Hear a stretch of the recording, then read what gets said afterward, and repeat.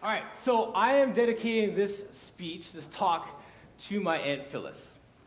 She is a wonderful lady, and she's in a nursing home right now, and in her own words, she would say her mind is falling out of her head as she battles with Alzheimer's.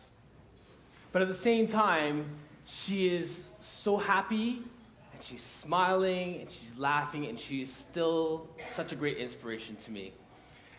As a kid, we used to go up to her house.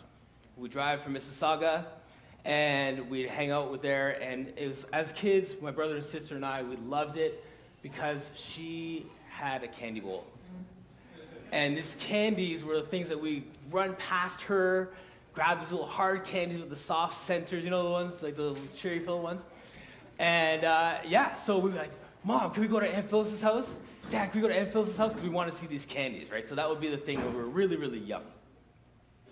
Then as we got a little bit older, we realized that she's actually a really, really nice lady, and actually, she had a heart for me. Of all people, you'd think that you'd say your first words to your mom or to your dad. My very first words were with my Aunt Phyllis. So I had this place in her heart. Like, I was hers, she was mine. And, my brother and sister were important too, but, I was the one, right?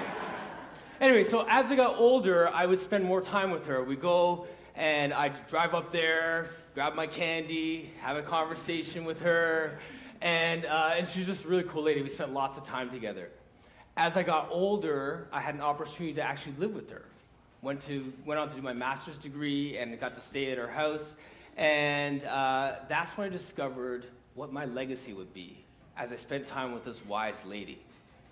See, legacy is not something that you acquire. You think of legacy, it's not like on a company and you bring them to great heights, or you win a championship and then that's your dynasty and that's your legacy.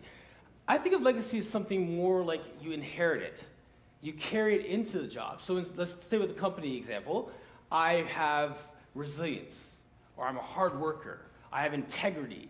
And I bring those integrity or that hard work or that resilience to my job. The job does well, the company succeeds, and you'd hope that the next person in that seat carries that integrity, that hard work, and that resilience with you, right? And that is the legacy. It's something that's in you that comes out, you hand it off to someone else, and that's kind of how legacy works in my mind.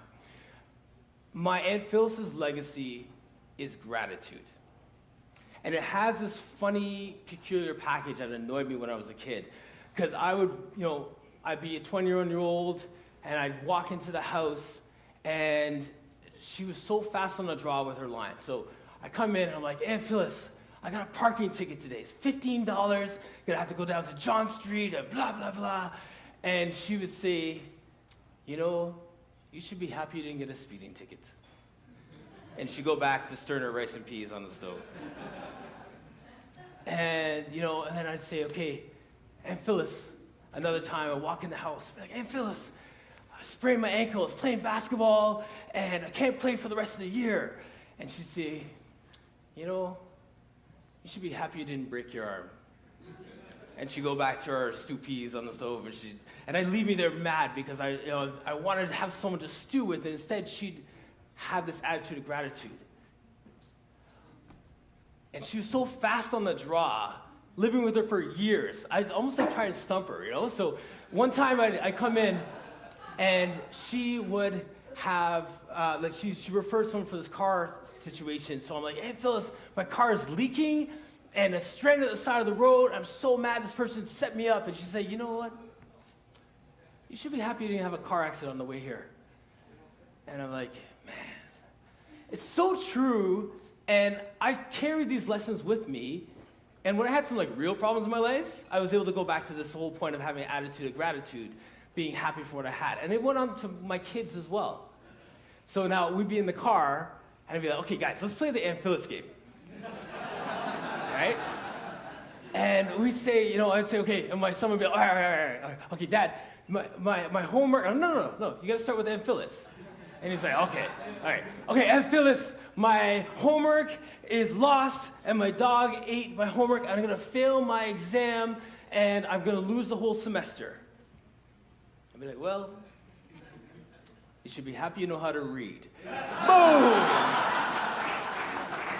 So that legacy is something that's in me that I carry on, hand on to my kids, and we live this out. So I challenge you today to think about what your legacy is. What did you inherit from your family? Hard work, integrity, gratitude, passion, whatever it is. Hand that off. Apply it and hand it off. That's what I've done with myself and with my kids, and I thank you for your time.